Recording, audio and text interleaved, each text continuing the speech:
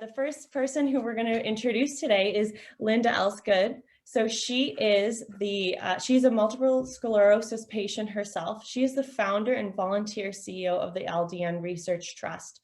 She has made it her life's work to help and support people with autoimmune diseases, cancer, and mental health, among other issues. Her goal is that LDN will be used as a first-line treatment where appropriate globally. In the last 16 and over years, she's achieved a lot. I can only imagine. Linda has organized 7 conferences, numerous talks, and she has edited both of the LDN books. Linda is the LDN Radio Show Host, has planned 6 documentaries, and the 15th anniversary ebook. She oversees the day-to-day running of the charity along with other volunteers. So Linda, you have accomplished so much on your on the LDN Research Trust. You have really created an incredible network of passionate advocates for LDN.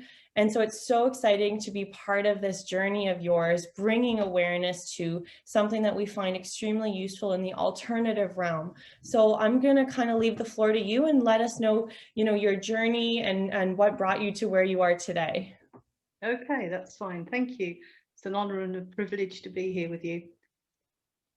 So, as you said, I've got multiple sclerosis and I was diagnosed in 2000, and by the October 2003 I was told that I was secondary progressive MS and there was nothing more that could be done for me. Now at that time, the left hand side of my body, you could draw a line down it. It was numb with pins and needles, very, very painful. I had twitching muscles, restless legs, burning limbs, double vision, lost the hearing in my left ear. I had very bad vertigo. I had cognitive problems, like somebody who'd had a stroke. Found it very difficult to process thoughts, to put a conversation together. I couldn't recall vocabulary. The memory was terrible. I slurred my words and I was choking on the food. So I said it's really similar to somebody that had had a stroke. I lost my bowel and bladder control.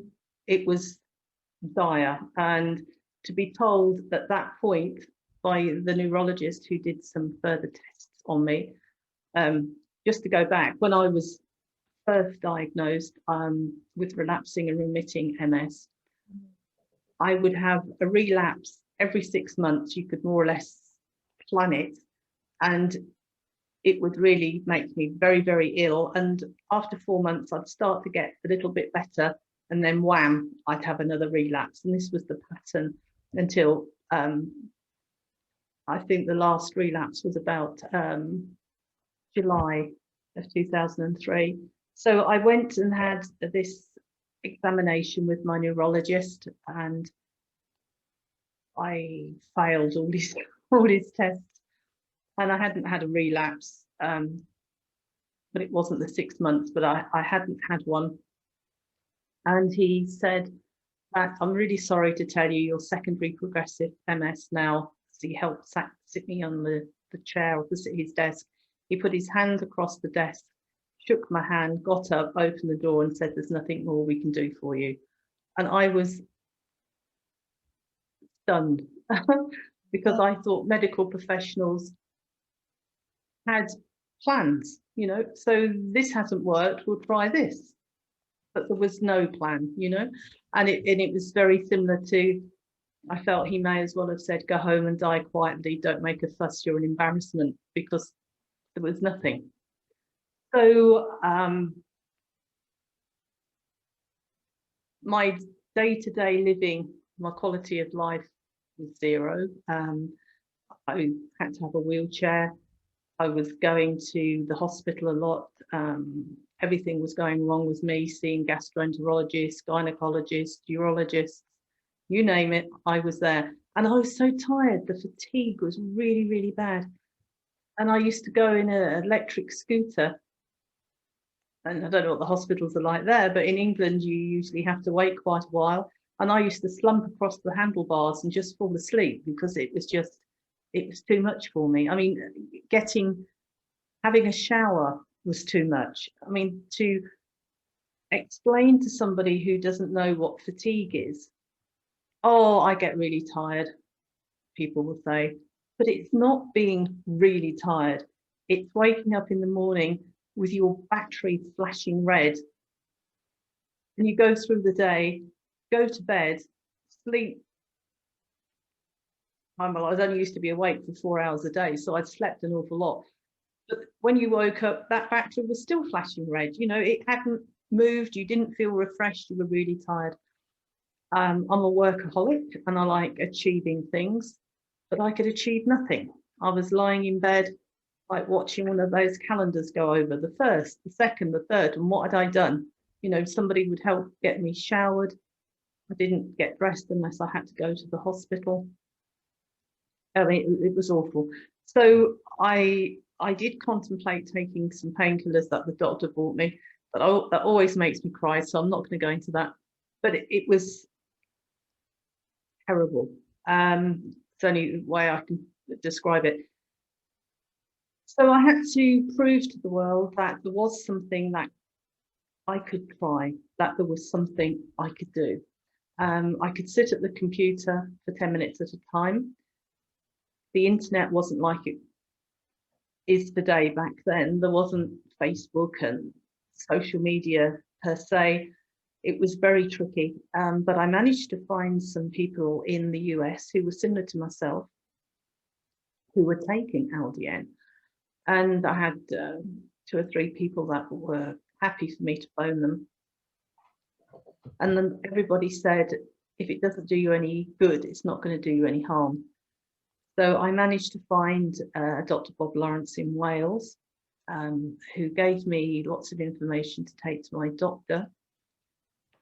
She looked through everything and said she would have a word with the partners in the practice to come back in a couple of weeks, but they voted not to allow her to prescribe it.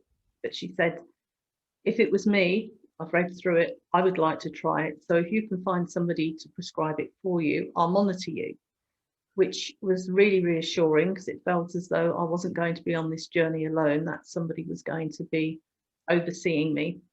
Right. Now, I've been told that you could have worsening of pre-existing symptoms, headache, sleep disturbance, vivid dreams. I wanted every side effect you could get because I wanted to know it was doing something for me, because I couldn't find anything else that possibly helped me. And after 3 weeks of being disappointed every day, thinking I still feel the same, could have been taking saccharin, it really did nothing. And it was just as though living in my head pre-LDN was like living in a television set that wasn't tuned in, because I couldn't process my thoughts, I couldn't see properly, I couldn't hear properly. But it was as though slowly that television set was tuned in. And just to be able to have clarity of mind, I mean, people call it brain fog. I mean, that is exactly what it was like. It was truly amazing, but it did take me 18 months to get to where I am now. I mean, it wasn't a magic bullet. I know people who didn't really walk, furniture walked until I fell and stumbled and ended up on the floor. But some people say that you can be in a wheelchair and get up and walk. I couldn't, my muscles had wasted. I hadn't done any physiotherapy. I was given this wheelchair and nobody said, you know, you've still got to stretch your legs, you've got to do whatever exercises. So it did take a while to actually walk further than like the length of a car. I thought I'd done quite well actually at that point, that I could walk that far without falling over or holding on to anything. So after what you, oh my gosh. Yeah, and every day I tried to walk an extra step, because that was 2 steps back, and kept building on it. So I'd started LDN on the 3rd of December 2003, and by 2004 I felt really well in myself, and I wanted to, well, I had to decide, what did I want to do? Did I want to say I'm okay now and carry on with my life? Or did I want to tell those people that were in that deep, dark place I was in, that there was something out there that they could try? You know, not saying it was a miracle drug or a cure or that it would work for everybody, but it was something you could try and see if it worked for you. Right. So in the February, I had some friends, and it was really difficult filling in all the charity forms and all the correspondence back and forth. I think it was the end of September that year that we got our registered charity status, and the Charity Commission stipulated that the first clinical trial that we helped fund would have to be an MS trial. I tried really, really hard to get doctors involved with LDN. I was like one of 400 people at the time who were taking LDN in the UK, and I believe there were only like a couple of doctors that were prescribing it. So to try and get a clinical trial where nobody even knew what it was, nobody was prescribing it, not many people were taking it, was impossible. So the only thing I could think of doing was turning it upside down and saying, okay, to achieve that goal, what do we need to do? We needed to get more patients on it. We needed to get more prescribers on board. We needed to get more pharmacists. So that's what I've been setting about doing. We introduce doctors to doctors, consultants to consultants, pharmacists to pharmacists, connecting people together, sharing their experience. And that's what we do with the conferences. And we're going to have the next conference in June 2021 in Pennsylvania as an in-person event, we hope, fingers crossed. But we have booked the whole event, the venue, so we can do social distancing, we can do all different, we've got 4 plans, so hopefully one of those plans will come off. In person would be really, really nice. You've been busy with so many different events, from this book launch to the next thing. It doesn't really stop for you then. It doesn't stop, no. And this is the LDN for you. You know, I physically can't run around and do everything that I used to do, but mentally I can. You know, even when I'm having an off day, I can still work in bed. You know, my mind is active and accurate, which is such a blessing, because for example, I don't drink tea, and when I was really ill, I would ask my husband to make me a cup of tea, and he would say, "Don't you mean coffee?" And I would say, "Well, didn't I say coffee?" You know, "No, you said tea." But every time I used to say something, he used to correct me, thinking that next time I'd remember. But I always thought I was saying it correctly, so it didn't help. I couldn't learn by it, and that in itself is depressing.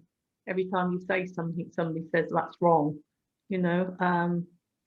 But anyway, so we have the radio show. We interview doctors, researchers, pharmacists, patients from all around the world for many, many different conditions, which is amazing. We have 2 Facebook groups. We have one which is a closed group for patients mainly, but there are medical professionals in there as well. We're nearly getting up to 40,000 in there, and being a closed group means it's not on your news feeds. You can post things and your friends and that aren't going to see what you're saying. We also have a medical professionals only Facebook group. Not only is that private, it's secret and hidden. So unless you have an invitation to join, and you have to fill in a form for verification, so we can make sure that you are a medical professional, you know, you wouldn't know it was there. We have to verify people, because the internet being what it is, anybody can say they're a doctor and they're not. So we have to be very careful to check that. Are you seeing more interest from medical professionals now, kind of seeking out Yes, information on LDN? definitely. Mm-hmm. There are more and more prescribers all the time. And as you said, all the different conditions. I mean, there are about 200 autoimmune conditions. There are the chronic pain conditions. And I was surprised that people with osteoarthritis were finding benefits because that isn't autoimmune, but it works really well for some people. The mental health issue, the cancer, women's health. Yeah, polycystic ovaries. Sorry. The list goes on, because when you start to target something like the immune system, you start to see that every condition potentially could be involved. There's so much potential when it's broad spectrum sort of in its nature. And I want to make sure people listening understand the LDN Research Trust has huge networks of practitioners. You guys have, it's such a wealth of research and all the trials that are all in LDN. So I've used it in my practice, when patients are asking about it. So it's a really, really good tool for patients and practitioners alike to be able to use. Mm-hmm. Yeah. And inflammation, if you have a chronic condition that may not even be an autoimmune, if you have so much inflammation, and LDN reduces inflammation, it makes people feel, so much better anyway. I will just share my screen with you here. Whoops. This is our website. This is the home page. We have lists of pharmacists, prescribers, our LDN guides, clinical trials, our marketplace, and our past conferences. But you will see on here who we are, what we do, and if anybody would like to volunteer or help fundraise, because we are a charity. We don't pay salaries, but our overheads just keep spiraling, really expensive.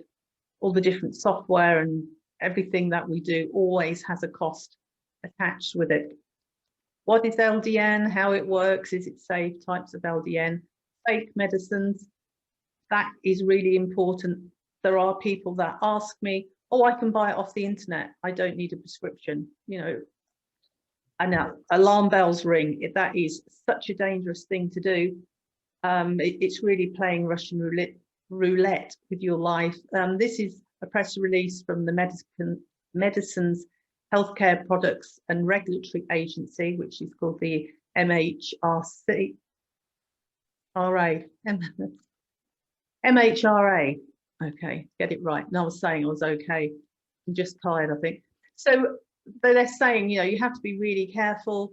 Most of the ones that they seized when this came out were fake. Most of them were just placebo. They were fine. As in they weren't harmful, but there weren't actually any drugs in them. But some of the drugs were actually lethal. So if you're thinking of buying LDN, don't. It's really not worth the risk. You don't know what you're buying. You need to get a prescription from a doctor, your LDN from a pharmacy. That way you know that everything has been tested. I mean, pharmacies have to be so compliant, and you know that you're getting the real thing. And we have a list of breakdown of all the different conditions under different headings. You can see under neurological, all the neurological conditions that LDN could help with. I mean, the list is really, really long. We have LDN User Guides. We have, in the US, it's different. Your paper size is different, so we have a separate one. A dosing guide, patient guide, prescriber guide. If you have a prescriber who doesn't know what LDN is, this guide is really, it's not too long, but it explains everything. What LDN is, how it works, the left hand and the right hand, which is the levo and the dextro, side effects, mechanism of action, the different types, whether, special considerations, key clinical trials and references. So that is a really handy printout there. That is so perfect. Even, on our side of things, that's such a huge, those guidebooks are excellent. So so this is a huge passion project for you then, you know, just really making sure you're spreading the word to prescribers. Yeah. You know, this is extremely comprehensive and well thought out. So kudos to you. This is incredible. So and so I guess are patients now coming to you bringing all of this information to their prescribers? Yes. Okay. Yes. And many people will do seminars like yourself and will only have prescribers. But if you have prescribers and patients, and you educate the patient, that then takes all the information to a prescriber, and then the prescriber will contact us asking to speak to other prescribers. And just when you've got one prescriber who's really keen and passionate to try LDN and finds it works really well for the first few patients, they want to prescribe it for everybody, that LDN could be of benefit. So, I mean, shared experiences is just amazing. We also have on here frequently asked questions of LDN, all replied by our medical board and our medical members. So if people type in the search bar a question that they might have, they may find an answer there. If they don't, they can use the contact us button and we will get an answer to them. As I say, list of prescribers, pharmacists, our documentaries. We have 6 documentaries. They're all free to listen to, really good information, opioids and pain management, LDN in Scotland, in Ireland. We have the Game Changer, which is LDN and cancer. There was a paper that was published shortly after this documentary was made by Professor Angus Dalgleish, who's one of the top oncologists at St George's in the UK, and one of his researchers, Dr. Wei Liu, and they found that once cancer was in remission using pulse dosing, it created cell death. So that was, and if you click the video, the link to that paper is on there. We've got Bullseye, which was a Lyme disease documentary, and we've got the first documentary we did, which was the LDN story. But not only that, we have newsletters, we have video interviews, we've got all our radio show links, but we also have, where have I lost it? LDN conferences, our past LDN conferences. Here's the 2017 one, and I think altogether it takes a minute or two to load. I think we must have about 40 different presentations there, and we've got the PowerPoint links. I would say that the PowerPoints are copyrighted to the speakers. We have a perpetual royalty-free copyright license to be able to use the presentations and the recordings, but it's if you want to use it, you have to ask permission, but you can download it for your own personal use.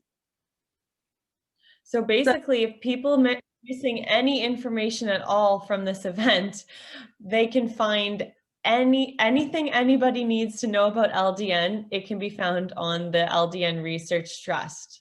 Yep, www.ldnresearchtrust.org. So very quickly, I've got 3 minutes left, maybe.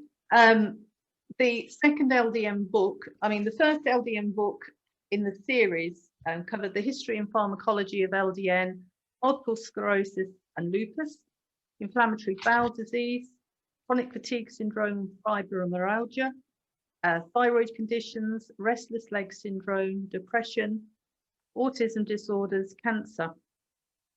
And the second one has got an updated history and pharmacology. There were a different mechanism that Professor Angus Dalgleish discovered, which is in there, chronic pain, gut health, and that covers irritable bowel syndrome, Crohn's disease, ulcerative colitis, and celiac disease.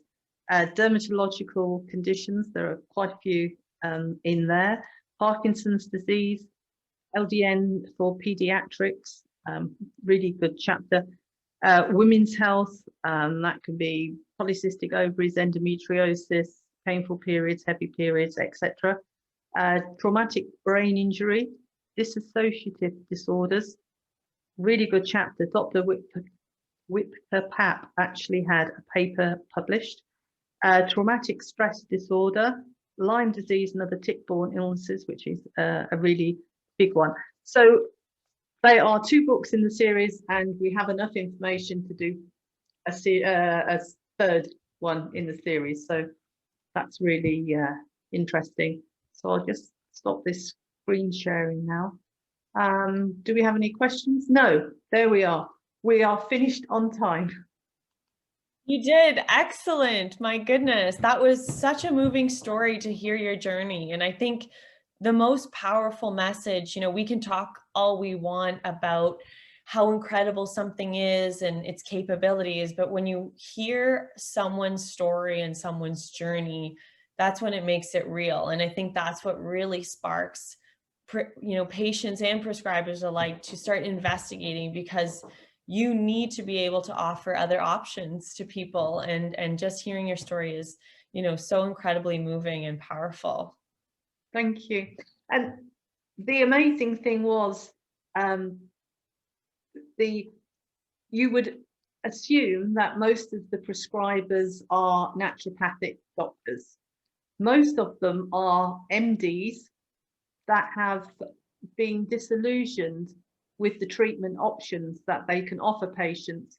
Many have gone on and done functional medicine as well, but they find that LDN is the missing link in a lot of their conditions of patients they're treating. But we have gastroenterologists, dermatologists, gastroenterologists, we have an oncologist, and the list goes on. Consultants, not just doctors, but consultants, you know, and that was when we had rheumatologists. But to get the first consultant on board was a real big one. I knew of a neurologist, but it was amazing to get. It gives it credibility, doesn't it?